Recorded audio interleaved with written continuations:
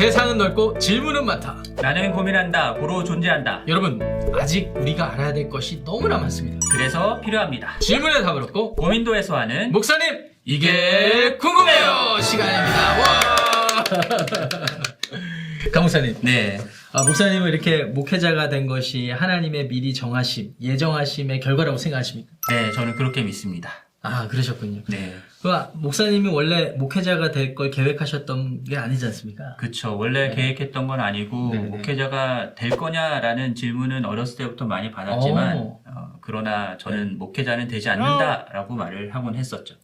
사람들이 예. 아니요. 목회자가 될 것 같다. 예, 사람들이 그렇게 묻고, 저는 아니다라고 얘기를 했었죠. 그냥 괜히 바리새강이 아니셨고. 어쨌든 본인이 계획한 게 아니라고 생각을 하시고, 네. 그래서 어쨌든 하나님의 예정이었다라고 네. 받아들이시는 그렇습니다. 건가요? 네. 그러면 이게 운명적인, 어떤 숙명적인 것으로 또 받아들이십니까? 근데 운명이라고 생각하지는 네. 않고요. 네. 왜냐하면은 네네. 그 부분에 있어서도 네. 제가 결정한 부분이 있으니까요. 목사님 선택한 일이었으니까. 예, 제가 선택한 일이니까요. 제가 이 질문을 드린 이유가 네. 오늘 들어온 질문이랑 이게 맞닿아 있는 네. 그런 부분이 있기 때문에 질문을 맞습니다. 드린 거거든요. 네네. 사실 저희가 이렇게 커피타임 하면서 목사님 이게 궁금해서 하니까 사람들이 질문 사연들 이렇게 신청해 주시잖아요. 네네. 근데 오늘 질문이 참 재밌는 질문이 들어왔어요. 네, 맞습니다. 예. 아마 그래서 오늘은 이 질문의 내용만 다루지 않을까. 지난번에 저희가 질문을 간단하게 다루고 사연을 다뤘는데 네네. 아마 이 질문을 다루는데도 시간이 부족하지 않을까 그런 네. 생각이 듭니다. 맞습니다. 그래서 목사님 오늘 질문을 먼저 읽어주시고 한번 다뤄보도록 하겠습니다. 네, 읽어드리겠습니다. 네. 목사님 안녕하세요. 예수님께서 십자가에서 죽으신 이유는 무엇일까요? 배신자 가룟 유다가 아니었으면 십자가 사건은 없었을까요? 아니면 다른 누군가에 의해서 죽게 되었을까요? 아니면 예수님 스스로라도 그 죽음의 길을 택하셨을까요? 왜냐하면 성경은 예수님의 대속으로만 구원이 이루어진다고 했으니까요. 그리고 예수님은 왜 유다가 배신할 것을 미리 아시면서도 3년 동안 가르치시면서 제자를 삼으셨을까요? 만약 유다에게 사탄이 들어가지 않았다면 어땠을까에 대해서도 궁금합니다. 또 쉽지 않은 질문이에요, 이게 사실. 네, 어려운 질문입니다. 왜 이렇게 질문을 또 많이 하십니까? 좋은 질문이긴 한데 네. 이게 기독교 역사 2000년 역사 가운데서 늘상 있었던 질문이었거든요. 네, 맞습니다. 그렇지만 명쾌하게 해결되거나 해소되지 않은 그런 질문의 영역인데 네. 어찌됐건 질문을 하셨으니까 강 목사님과 제가 한번 다뤄보도록 하겠습니다. 일단은 질문을 좀 파악을 하는 게 중요할 것 같아요. 네. 제가 한 3가지 정도로 요약을 해볼 수 있을 것 같습니다. 첫 번째, 예수님은 꼭 십자가에서 죽으셔야만 했을까? 이거 많이 궁금해하시는 분들 네, 계세요. 그렇죠. 네. 두 번째, 가룟 유다가 예수님을 팔지 않았다면 과거의 일에 대해서 이렇게 하는 게 의미가 없을 수 있지만 네. 어쨌든 그랬다면 어떻게 됐을까? 네. 이것도 사실 저희가 궁금한 부분이고요. 마지막으로 예수님은 유다가 자기를 팔 것을 미리 아셨으면서도 왜 그대로 두셨을까? 이거에 대한 것입니다. 네. 이 정도 3가지로 맞습니다. 질문을 요약해 볼 수 있을 것 같아요. 질문하신 성도님은 네. 이미 예수님께서 우리 대신 죽으시기 위해서 이 땅에 오셨다라고 네. 하는 사실을 분명하게 잘 알고 있는 것 같고요. 네네. 그래서 오히려 첫 번째, 두 번째 질문에 대한 답을 해드리기가 수월할 것 같습니다. 네. 그래서 질문 이렇게 보니까 거기에 성경은 예수님의 대속으로만 구원이 이루어진다고 했으니까요 라고 하셨거든요. 그러니까 네. 분명히 이해는 하고 계세요. 네, 대속으로서의 죽음이 필요했다라는 거. 네네. 자, 그러면 첫 번째, 두 번째 질문을 말씀하신 대로 한번 묶어가지고 다뤄보도록 하겠습니다. 네. 목사님은 예수님의 죽음이 필연적이었다라고 생각하십니까? 네, 그렇게 생각합니다. 구약 때부터 예언되었던 것을 성취하시는 방식으로 예수님이 이 땅에 오셨기 때문이고요. 네. 이사야서 53장 말씀 보면은 고난받는 종에 대해서 예언을 하시죠. 네. 그리고 예수님께서도 요한복음 10장에서 자신을 선한 목자라고 말씀을 하시면서 자신을 내어준다라고 말씀을 하십니다. 네. 그리고 결정적으로는 십자가에서 죽으시면서 다 이루었다라고 말씀을 하시는 거죠. 네. 결국 구약에서 예언하셨던 그 예언들을 예수님이 십자가에서 다 성취하신 것이다라는 결정적인 증거라고 할 수 있습니다. 그러니까 예언이 되었고 예수님 스스로 오셔서 그 예언을 성취한다고 말을 하셨고 그리고 실제로 십자가에서 다 이루었다라고 얘기하셨으니까 네, 맞습니다. 이게 너무나 결정적인 것 같아요. 네네. 네. 그런데 이제 질문은 왜 십자가였냐 말이죠. 네, 그쵸. 왜 꼭 십자가여야만 했을까? 네. 이렇게 질문입니다. 그러니까 예수님께서 네. 오셨던 당시 시대가 로마 시대였잖아요. 그 그렇죠. 시대의 가장 참혹한 형벌 중 하나가 십자가형이었습니다. 네. 근데 육체적인 고통으로도 참혹한 형벌이었지만 사실 그때 당시에 있었던 형벌 중에서 가장 수치스러운 그런 형벌이었다라고 해요. 그래서 당시 문화가 그러니까 명예를 강조하는 그런 문화였기 때문에 네. 이 수치스러운 형벌로는 어느 누구도 형벌을 받고 싶지 않았다라는 거죠. 죄 없는 분이 우리를 대신해서 이 십자가에서 죽으셨다라고 하는 이 사실이요. 사실 우리가 받아야 했던 이 죄에 대한 끔찍한 형벌을 대신 받으셨다라는 것들을 우리들에게 보여주는 사건이라고 할 수 있습니다. 그러니까 우리 대신 죽으셨다고 하니까 그 자리가 원래 우리가 끔찍하고 예, 수치스러운 맞습니다. 자리에 있어야 됐다. 네. 이걸 우리가 오히려 이제 교훈한다라는 그쵸. 말씀이시잖아요. 그래서 지금 되게 중요한 부분 말씀해 주셨는데 그 시대에 가장 어떻게 보면 수치스럽고 좀 끔찍한 형벌이었다. 이것을 좀 잘 설명하시려고 하고 강조하시는 분들 중에는 각 시대마다 인간의 역사에서 있었던 각 시대마다 있었던 여러 가지 형벌, 뭐 사형의 방식 이런 것들을 쭉 리스트하시면서 이런 설명을 많이 하시는 걸 저도 들어봤어요. 그러니까 예수님께서 로마 시대가 아니라 다른 시대에 오셨더라면 십자가가 아닐 수도 있었을 거고 그 시대에 가장 끔찍하고 수치스러운 형벌을 받으셨을 것이다. 이렇게 이제 말씀을 하시는 걸 제가 듣게 되는데요. 저도 공감은 합니다만은 네네. 좀 주의해야 될 부분이 필요하긴 할 것 같아요. 네, 저도 그렇게 예, 생각합니다. 왜냐면은 이 성경에 보면은요, 묘사된 사건들을 이렇게 보면 십자가 사건을 단순히 예수님이 그 시대 정황에만 이렇게 감당했어야 되는 걸로 묘사하고 있는 것 같지는 않거든요. 네. 뭐 예를 들면은 지금 생각나는 이 성경 구절, 구약 성경 신명기 21장 22절 23절을 가보면은 죽을 죄를 지어서 나무에 처형된 사람을 하나님으로부터 저주받은 자다 이렇게 설명을 하고요. 그래서 나무에 달린 자마다 하나님께 저주를 받은 자다 이렇게 설명을 하는데 이거를 사도 바울이 갈라디아서 3장 13절에 예수 그리스도의 죽음과 십자가 사건과 연결을 시킵니다. 제가 한번 읽어볼게요. 그리스도께서 우리를 위하여 저주를 받은 바 되사 율법의 저주에서 우리를 속량하셨으니 여기가 중요합니다. 기록된 바 나무에 달린 자마다 저주 아래에 있는 자라 하였음이라 이렇게 얘기하고 있거든요. 어쩌면 예표된 표상이나 그런 모습으로 이렇게 예언된 것이 아닐까 우리가 생각하게 하는 그런 구절인 것 같아요. 그래서 십자가까지는 아니더라도 나무에 달려서 대신 저주받는 것 이것은 아마 부분적으로나마 예고된 것이 아니었나 네. 이런 생각을 해봅니다. 저도 그렇게 생각하고요. 네, 특별히 민수기 21장 말씀 보면은 네. 노뱀 사건이 나오거든요. 그렇죠. 예, 이스라엘 백성들이 불평할 때 하나님께서 노뱀을 보내서 심판을 하시는데 네, 그때 백성들이 모세를 통해서 이제 구원해 달라라고 부르짖게 되죠. 네. 그때 하나님께서 제시하셨던 구원의 방식이 노뱀을 장대에 매달아서 네. 그래서 그것을 보는 자마다 살게 될 것이다라고 말씀을 하신 사건이 있습니다. 네, 맞습니다. 그래서 예수님께서 이 사건을 이제 말씀을 하시죠. 그러면서 이 노뱀이 들린 것처럼 나도 들려야 한다라고 말씀을 하세요. 그래서 요한복음 3장 14절에 나오는데요. 네. 모세가 광야에서 뱀을 든 것 같이 인자도 들려야 하리니 라고 말씀을 하십니다. 그러니까요. 그러니까 광야에서 불평한다고 하나님이 불뱀을 보내신 것까지는 이해가 되는데 왜 꼭 노뱀을 장대에 달라가지고 그렇게 하셨을까 그렇죠. 이렇게 생각을 해보면 이게 신약 시대로 오니까 좀 더 분명히 들어오는 것 같아요. 그러니까 예수님도 그걸 말씀하시죠. 자기가 직접. 네네. 그러니까 인자는 자기잖아요. 그래서 인자가 자기를 이게 그러니까 어느 정도 예보된 거였구나. 구약 때부터. 네. 저희들이 이렇게 생각하는 게 굉장히 성경적이라고 생각이 드는데 목사님 어떻게 생각하세요? 저도 그렇게 생각을 합니다. 네. 그래서 예수님이 죽으셔야 했다라는 것은 구약에서 이미 예언된 부분들이었고요. 네. 그리고 십자가라고 딱 지칭한 건 아니지만 네. 그러나 나무에 달려서 죽을 저주를 받을 것에 대해서도 이미 구약에 예언된 부분이기도 했고요. 네.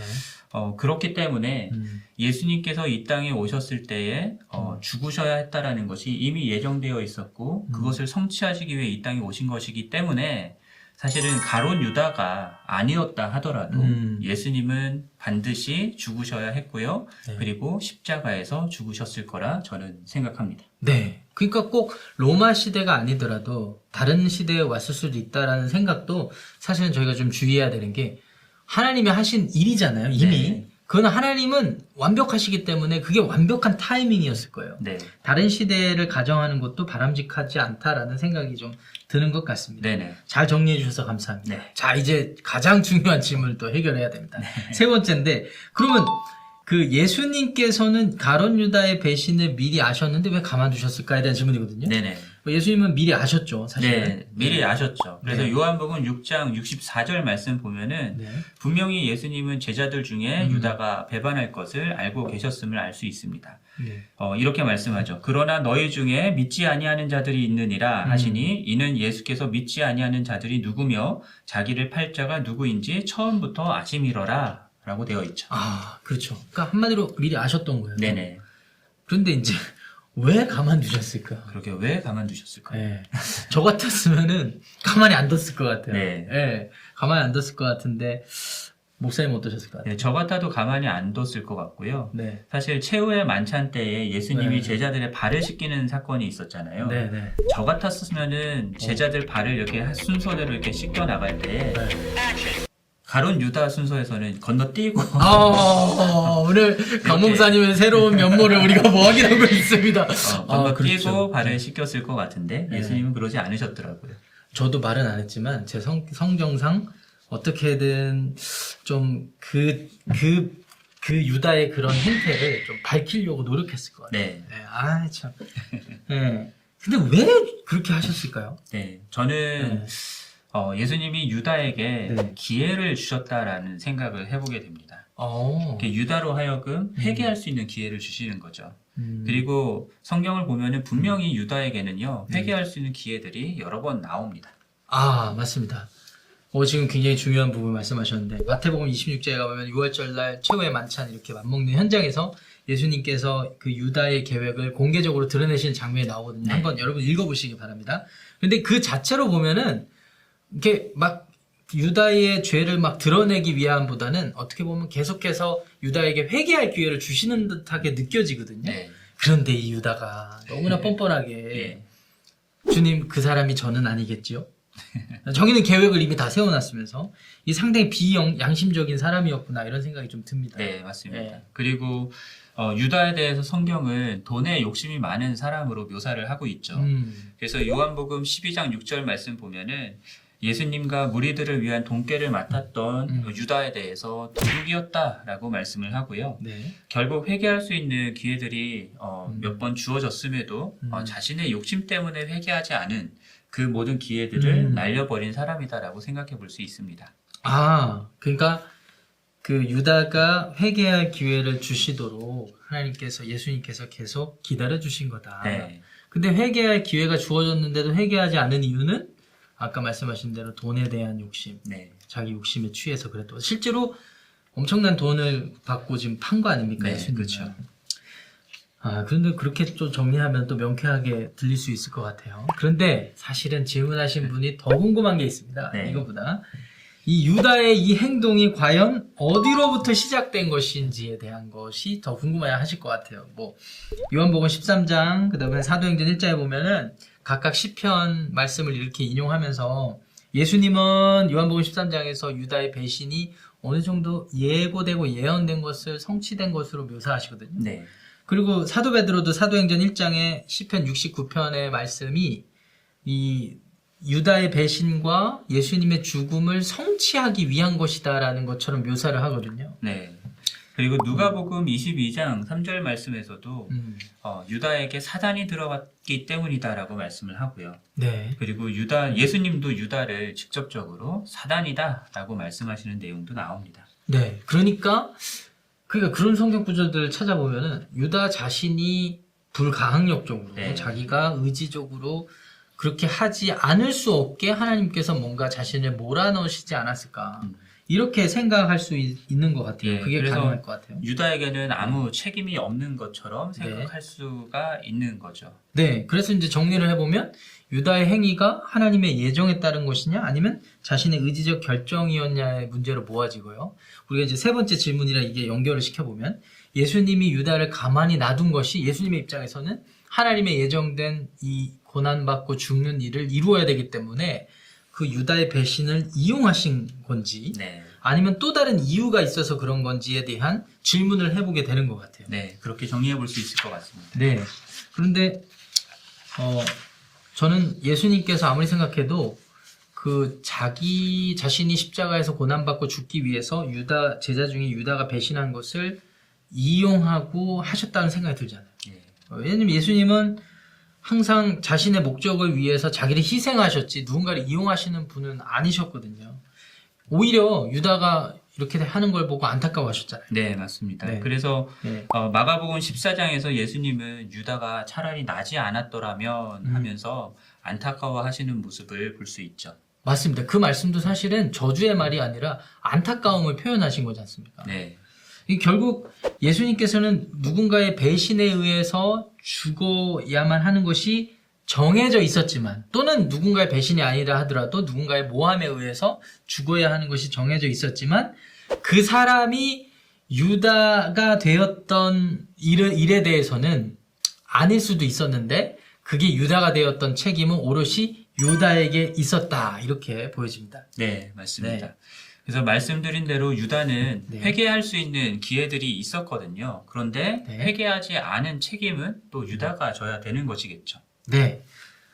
그럼 유다의 배신을 미리 아셨던 예수님께서 그 배신을 그대로 내버려 두셨던 이유를 좀 짧게 정리를 해보겠습니다. 목사님. 네.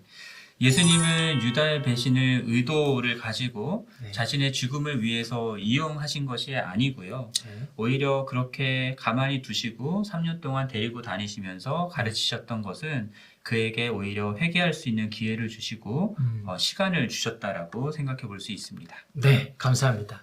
쉽지 않은 질문이었는데 네. 되게 중요한 질문이니까 너무 감사드려요. 네. 추가적인 질문이 있으면 또 개인적으로나 또 저에게 연락 주시기를 부탁드립니다. 네. 네. 결국 예정과 의지에 대한 질문이기 때문에 네. 이게 굉장히 큰 신학적인 그렇죠. 이슈를 다루는 질문이 돼버렸어요. 네, 맞습니다.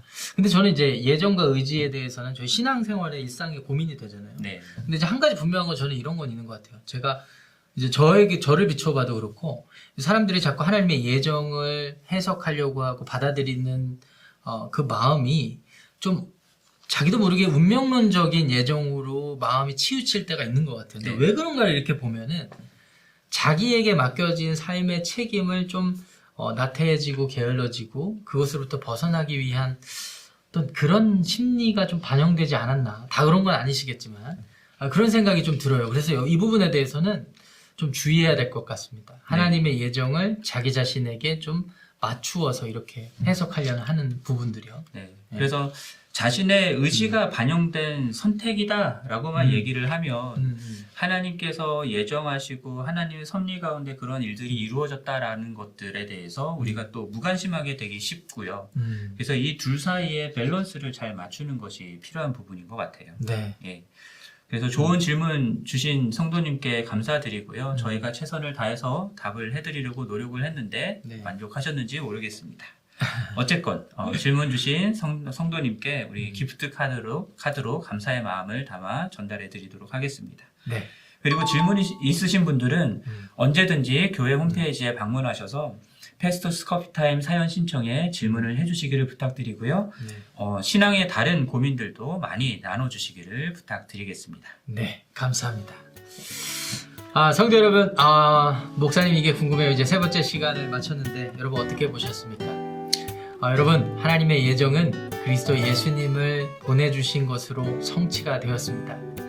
하나님께서는 여러분들을 사랑하신다는 것을 기억하십시오. 네, 그러므로 의지적으로 주님을 선택하시기를 바랍니다.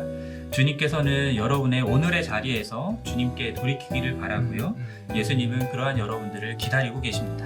네, 목사님 이게 궁금해요. 세 번째 시간 오늘은 여기까지 하고요. 다음 시간에 더 실제적이고 궁금한 질문들로 여러분들께 찾아뵙겠습니다. 감사합니다.